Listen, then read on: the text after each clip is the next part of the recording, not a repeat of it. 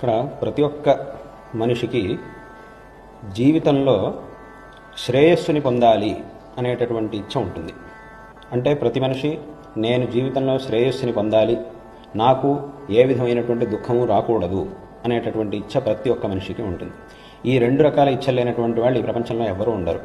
అయితే అందరూ నాకు శ్రేయస్సు కావాలి అని అనుకుంటున్నా కూడా శ్రేయస్సు లభించడం లేదు, వాళ్ళు అనుకున్నంత లభించట్లేదు. అలాగే నాకు దుఃఖం రాకూడదు అని అనుకున్నంత మాత్రాన దుఃఖ నివృత్తి సిద్ధించట్లేదు. కాబట్టి మరి దానికోసం ఏం చెయ్యాలి అని అంటే, ఈ దుఃఖ నివృత్తి కోసం శాస్త్రంలో అనేక విధమైనటువంటి మార్గాలను చెప్పారు. అలాగే శాశ్వతమైనటువంటి సుఖప్రాప్తి కోసం శాస్త్రంలో అనేక మార్గాలను ఉపదేశం చేశారు. ఆ మార్గాలని మనకు బోధించడం కోసం గురువు యొక్క ఆవశ్యకత చాలా ఉన్నది.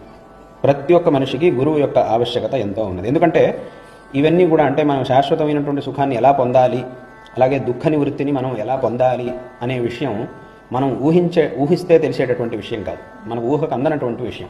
కాబట్టి దానికి ఈ విషయం గురించి తెలుసుకోవాలంటే మనకు ఒక మూల ప్రమాణం ఒకటి కావాలి. ఆ మూల ప్రమాణాన్ని సరిగ్గా అర్థం చేసుకొని, శిష్యుడి యొక్క మనస్సును అర్థం చేసుకొని, వాడి యొక్క యోగ్యతకి తగినట్టుగా ఉపదేశం చేసేటటువంటి వ్యక్తియే గురువు. కాబట్టి అటువంటి గురువు యొక్క ఆవశ్యకత ప్రతి ఒక్క మనిషికి ఎంతో అవసరం.